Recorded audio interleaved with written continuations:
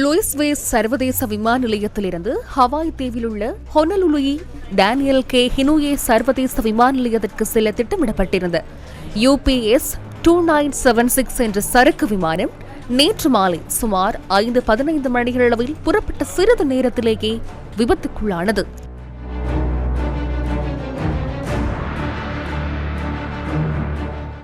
குறித்த சரக்கு விமானம் விமான நிலையத்தின் அருகிலுள்ள தொழில்துறை வலயம் மற்றும் பல வணிக வளாகங்களில் மோதுண்டு விபத்துக்குள்ளாகியுள்ளது. அதிக அளவிலான எரிபொருள் களஞ்சியப்படுத்தப்பட்டிருந்தமையினாலேயே பல பகுதிகளில் பாரிய அளவிலான தீ பரவி வானுயர கரும்புகை சூழ்ந்திருந்தது.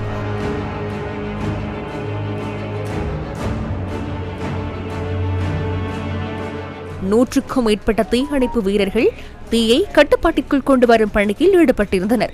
விபத்தினால் ஏற்பட்ட தீயினால் லூயிஸ்வில் சர்வதேச விமான நிலையத்தின் அனைத்து செயற்பாடுகளும் தற்காலிகமாக இடைநிறுத்தப்பட்டுள்ளன. விபத்து இடம்பெற்ற போது விமானத்தில் 3 பணியாளர்கள் இருந்துள்ளனர். எனினும் அவர்கள் தொடர்பில் எவ்வித தகவல்களும் இதுவரை வெளியாகவில்லை. 1991 ஆண்டு உற்பத்தி செய்யப்பட்ட மெக்டோனல் டக்ளஸ் MD-11 சரக்கு 3 என்ஜின் விமானம் 34 ஆண்டுகள் பழமையானது.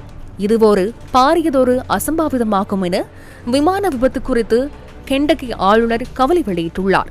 விபத்துக்கான காரணம் குறித்து விரிவான விசாரணை ஆரம்பிக்கப்பட்டுள்ளதுடன் விமான விபத்துக்கான காரணம் இதுவரை வெளியாகவில்லை.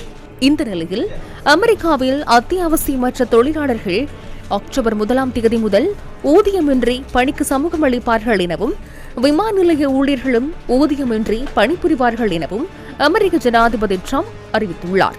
இந்த விபத்தினை அடுத்து மிகுந்த கவனம் செலுத்தப்பட்டுள்ளது. டொனால்டு ட்ரம்ப் ஜனாதிபதியாக பதவியேற்றதன் பின்னர் அமெரிக்காவில் இடம்பெற்ற 5வது விமான விபத்து இதுவாகும் என குறிப்பிடப்பட்டுள்ளது. கடந்த ஜனவரியில் ரொனால்ட் ரீகன் விமான நிலையத்தில் விமானம் ஒன்று விபத்துக்குள்ளானது. 60 பேர் உயிரிழந்துள்ளனர். பிப்ரவரி 17ஆம் தேதி அன்று இடம்பெற்ற மற்றொரு விபத்தில் 20 பேர் உயிரிழந்துள்ளனர். 6 பேர் ஏற்றிச் சென்ற ஹெலிகாப்டர் ஏப்ரல் 10ஆம் தேதி அன்று விபத்துக்குள்ளானது. மேலும் மே 22ஆம் தேதி இடம்பெற்ற விமான விபத்தில் 6 பேர் உயிரிழந்தனர்.